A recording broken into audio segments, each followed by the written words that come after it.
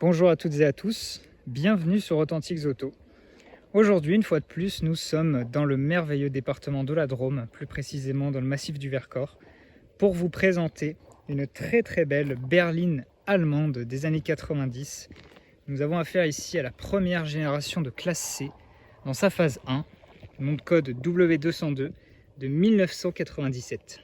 Et pour cette vidéo, je tiens à remercier Antonin, le propriétaire de cette voiture, pour m'avoir emmené en balade avec à travers le Vercors, à travers la Drôme. On m'a fait rencontrer ses amis, d'autres voitures qui sont déjà passées sur cette chaîne. Donc encore une fois, merci à lui et enfin je peux m'occuper de sa voiture personnelle, cette magnifique W202. On a là affaire à la classe C originelle en fait, la première du nom, celle qui arbore pour la première fois la lettre C. Elle remplace bien entendu la 190 et ça y est, dans les années 90, quand celle-ci sort en 93, les petites Mercedes sont rentrées dans les mœurs, ça ne choque plus. Et donc Mercedes se sont permis de faire une deuxième génération de leur petite voiture avec un design assez classique, toujours dans l'élégance retenue. On reconnaît instantanément quand même qu'il s'agit d'une Mercedes, bien entendu. Si ce n'est que pour cette classe C, Mercedes va entrer un peu dans l'ère du modernisme en modifiant ses feux arrière qui ne sont plus ni rectangulaires, ni, vous le voyez, carrés, mais bien triangulaires. On a quand même un vestige des années 80 avec les rainures anti-salissure ici. Ça va pas faire long feu sur cette génération, c'est la dernière fois qu'on va les voir. Mais voilà, on a quand même un mix entre années 90 et début des années 2000. Alors la voiture que vous voyez ici, elle nous vient d'Allemagne. Elle a été achetée à Stuttgart par Antonin. C'est un très bel exemplaire, mais il revient de loin. Je vais vous expliquer pourquoi. En fait, Antonin, quand il l'a récupérée, la voiture avait quelques soucis mécaniques et surtout, elle avait pris l'eau. Et donc, il a dû changer l'intégralité du plancher de la voiture. Donc aujourd'hui, elle est nickel chrome, vous allez voir, l'intérieur est comme neuf. Elle a été bien conservée, mis à part cet énorme problème d'humidité. En tout cas, ici, elle présente très bien, rassurez-vous. Et puis, vous pouvez le voir, elle est dans une superbe teinte qui est très subtile et très difficile à bien rendre en caméra. C'est-à-dire que là, on est à l'ombre, le soleil est déjà passé ici derrière les arbres. Donc elle ressort légèrement gris foncé, un petit peu bleuté, mais quand elle est au soleil, la voiture est beaucoup plus bleue, plus pailletée en fait, presque pétrole. Alors ici, c'est une version sport, comme vous pouvez le voir, avec ce badge ici. C'est une appellation qui n'a pas vraiment fait long feu chez Mercedes parce que ça s'est vite transformé en finition avant-garde. Donc la sport, c'est l'héritière de la finition Sportline. Donc c'était les versions qui avaient un châssis rabaissé de 25 mm sur celle-ci, des suspensions raffermies, bref, un côté tout simplement plus radical. Nous avons affaire ici aux toutes dernières phases 1 de 97, vraiment c'est le millésime où elle est passée en phase 2. Vous noterez les clignotants blancs et les jantes qui sont elles pour le coup issues de la phase 2. Et elle est équipée du plus gros moteur de la gamme hors C36 AMG, c'est le 2,8 litres, donc c'est une C280, 6 cylindres en ligne. Et c'est là que la phase 1 a toute son importance, c'est la dernière avec le 6 cylindres en ligne alors que la phase 2 sera un V6. Donc C280 qui développe 193 chevaux sur cet exemplaire. La W202 pour moi c'est vraiment la dernière génération où on garde un ancrage dans l'ancien design Mercedes. Alors bien sûr les calandres protubérantes, bien carrées, bien séparées, c'est terminé. Hein. Là on a une calandre qui est joliment intégrée. On a des phares légèrement arrondis, un petit peu en amande. Pour autant je trouve qu'on reste quand même dans la filiation avec les années 80. Globalement la ligne est plutôt carrée. On a encore ces rétroviseurs d'un seul tenant qui ne sont pas arrondis mais qui sont aussi rectangulaires. Alors ça y est, par contre Mercedes a décidé de les avoir les deux de la même longueur de chaque côté. Enfin, j'ai envie de dire. Mais globalement voilà, hein, c'est une ligne qui reste un peu ancrée dans les années 80. Après tout dépend de l'angle. Tout à l'heure je vous parlais des phares triangulaires. Là clairement on voit que c'est plus moderne, on voit que c'est nouveau. Surtout avec ces jantes de phase 2, c'est encore plus flagrant. Mais c'est une voiture qui finalement est à cheval entre deux générations de design et qui donc en ça est assez singulière et très sympathique et agréable à l'œil. Vous noterez, outre les jantes de phase 2, que cette voiture est équipée d'une canule d'échappement, une sortie d'échappement AMG. Donc c'est une vraie AMG, c'est pas une fausse sortie d'échappement. Et d'ailleurs elle était disponible au catalogue en option chez Mercedes, donc il n'y a pas vraiment d'entorse à l'origine, même si là c'est pas une option de base et qu'elle a été achetée plus tard. D'ailleurs il n'y a pas que la canule d'échappement qui est AMG, on a aussi un silencieux. Donc vous verrez tout à l'heure le son du 6 cylindres très métallique, il est encore plus magnifié sur cette voiture, même si elle n'est pas aussi rauque qu'une C36 parce que le moteur est plus petit, ça reste un magnifique son et un moteur qui est en fait un moteur en commun, tout simplement. Mercedes AMG l'avait préparé, mais ça reste le même moteur de base.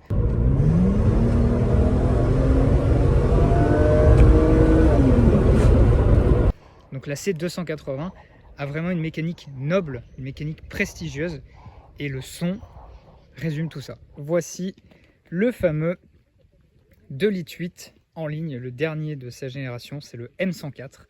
Ici, ça rappelle un petit peu les 300 CE24, ça rappelle toute une génération de 6 cylindres Mercedes en fait.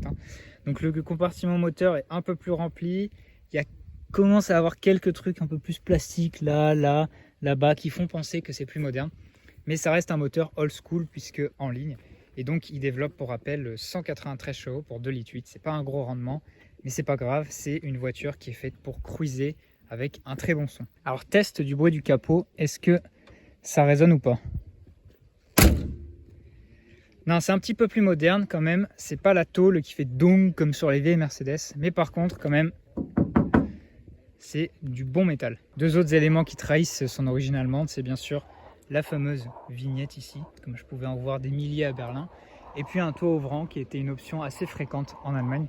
Pour le reste, elle a un très bel état, donc on peut dire qu'elle a un état allemand, comme j'aime bien dire, même si je vous ai dit qu'elle était submergée par l'eau, etc. La carrosserie reste nickel, avec certes quelques parties qui ont été retraitées par Antonin et sa compagne. Extérieurement, à part le badge, il n'y a rien qui permet de reconnaître la version sport, si ce n'est ce motif en faux carbone, mais qui est authentique, qui est bien d'origine Mercedes. Vous le voyez ici, il n'a pas bougé, il n'a pas été remis par la suite. Donc c'est les deux seuls éléments qui trahissent la vocation légèrement plus radicale de cette classe C. Allez, il est temps de passer à l'intérieur et de tester si la qualité de la porte est toujours au rendez-vous après les indestructibles W124. Je peux vous dire que oui, la porte est très lourde, elle a des crans bien définis et quand vous la refermez, c'est super mat, super net, il n'y a pas de souci, la qualité Mercedes est là. Alors la porte, puisqu'on y est, eh bien vous voyez, elle est tendue de cuir noir plissé, un très très beau cuir, qui est d'ailleurs une des options de cette voiture. En bas, vous voyez un élément en moquette, pareil nickel avec la petite lumière typique. Ici, la poignée chromée et on retrouve le motif en faux carbone qu'on avait sur les montants extérieurs. Alors ici, on a sur le seuil de porte cette décoration façon aluminium qui encore une fois rappelle les Mercedes début des années 90, années 80.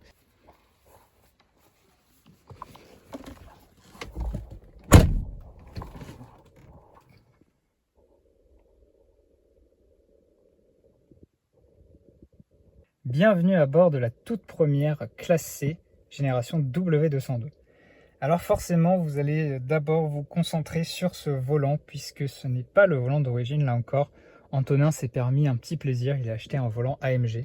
Donc en fait, c'était le bas du volant qui était en cuir gris clair, comme sur les C36. Du coup, c'est un volant de C36.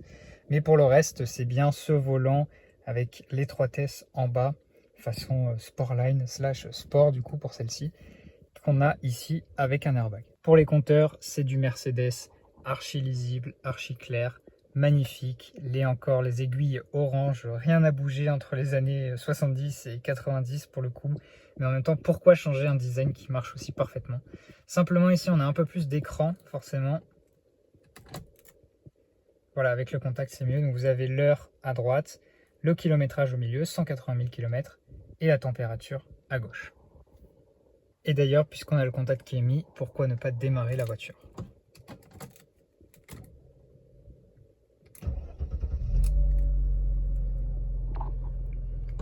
Ça démarre au quart de tour, c'est un 6 cylindres qui feule tranquillement.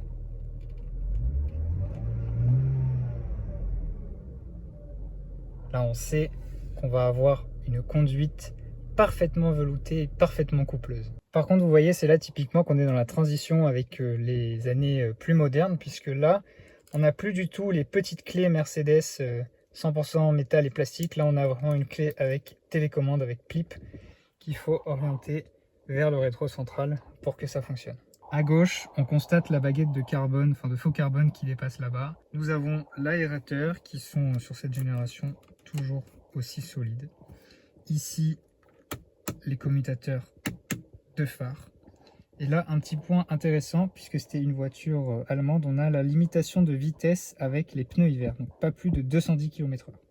Autant vous dire que la voiture prend bien plus que 210 km/h. Côté console centrale, si on commence un petit peu à avoir un design légèrement plus moderne, elle est plus inclinée, un peu plus fluide que les précédentes, ça reste quand même plat et avec les boutons d'option qui sont en haut.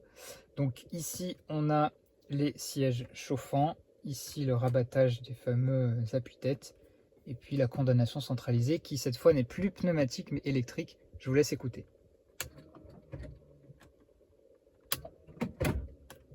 Voilà, c'est un peu moins subtil que les condamnations d'époque. La voiture est équipée aussi d'une climatisation, qui est d'ailleurs bisonne, vous pourrez régler à droite et à gauche la température désirée. Alors par contre, là, on n'a pas un poste d'origine, mais bon, c'est pas très grave, c'est quand même un poste allemand Blaupunkt, donc ça fait quand même plaisir. Et puis on a un petit rangement et le fameux cendrier à la base du levier de vitesse. Tac, le tout entièrement couvert de cette espèce de revêtement qui imite le carbone. Donc elle est équipée d'une boîte automatique, cela va sans dire, c'est une Mercedes. Vous avez le rappel de la finition sport et j'ai envie de noter que c'est la boîte en option 5 vitesses, c'est pas la boîte 4 rapports. Donc ça permet d'avoir plus de souplesse, moins de régime moteur sur l'autoroute, c'est vraiment parfait avec son fameux mode sport ici qui change pas grand chose mais qui est présent. Ensuite on a les 4 commandes de vitres électriques, ici la protection des vitres arrière pour les enfants avec le petit enfant dessiné et puis le réglage des rétroviseurs électriques. Par ici on a un autre rangement, voilà,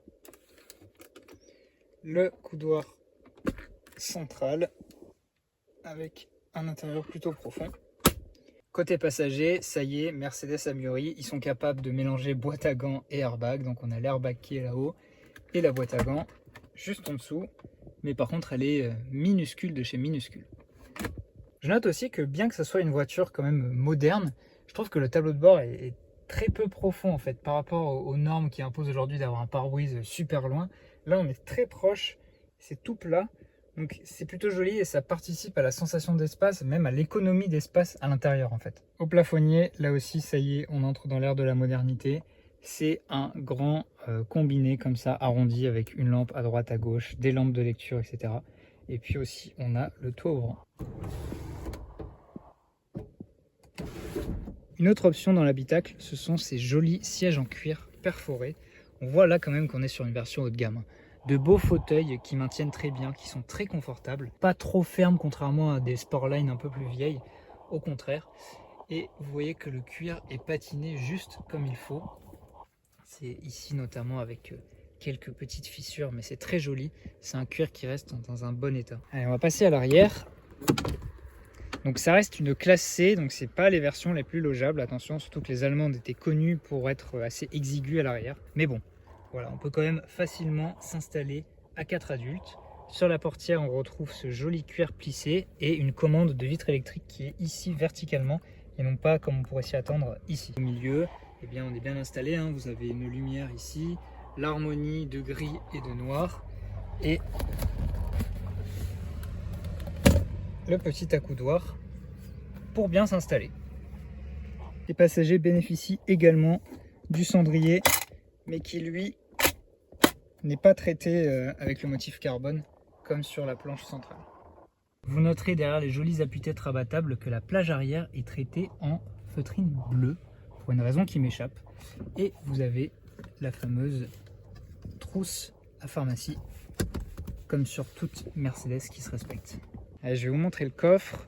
Donc très simple, on vient presser ici, ça s'ouvre tout seul.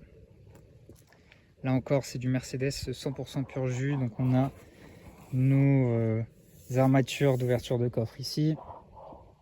le triangle de signalisation à l'allemande positionné ici. Et puis un coffre qui est très large, mais qui vient se resserrer au niveau des ailes arrière. Donc c'est un peu perturbant. Donc si vous voulez mettre des grands bagages, il va falloir que ça soit bien droit dans cet axe. Bien sur le côté, ça va être des choses supplémentaires, mais pas de grosses valises. Nous voici au volant de la petite 280 avec son M104 hyper velouté. Alors à l'heure où je filme cette vidéo, vous n'aurez pas encore vu la vidéo de la 300 CE24, la mienne, mais donc vous verrez, en tout cas on verra dans l'ordre des vidéos, mais tout ça pour vous dire que je me sens parfaitement à la maison parce que même sensation quoi, 6 cylindres, du couple, ça avance tout seul, ça fait un gros bruit mais tout en restant très discret, c'est très doux, la direction est assez dure, ça freine bien aussi, enfin bref j'ai tout résumé quoi, c'est pour moi l'essence de ce qui fait une Mercedes des années 90. Alors la ligne AMG, c'est vrai qu'elle fait un petit peu plus de bruit.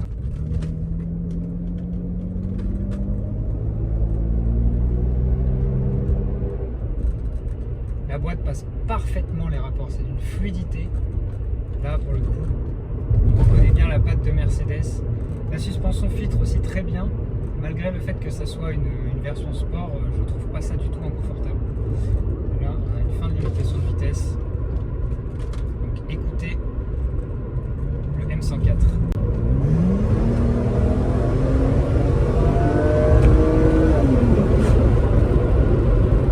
Ça monte dans les tours très facilement, surtout avec le kickdown.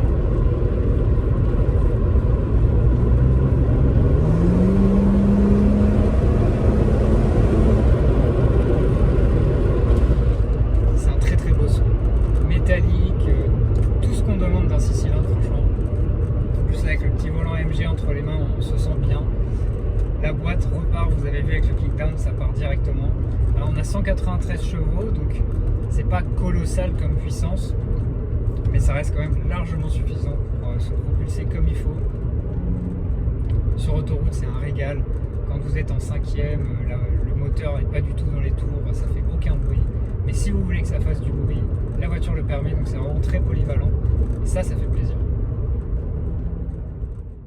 Pour conclure, merci encore à Antonin, une dernière fois, pour cette journée, pour m'avoir laissé filmer, présenter sa classe C sous toutes ses coutures, comme je le voulais. C'était un très bon moment dans la Drôme, j'espère que la vidéo vous a plu. Et si c'est le cas, n'hésitez pas à me le dire dans les commentaires, à me laisser un petit like, à partager la vidéo, ça fait toujours plaisir. Et si vous voulez que je filme votre Youngtimer, vous pouvez m'envoyer un message sur Instagram ou bien un email à l'adresse qui s'affiche et on pourra organiser une rencontre.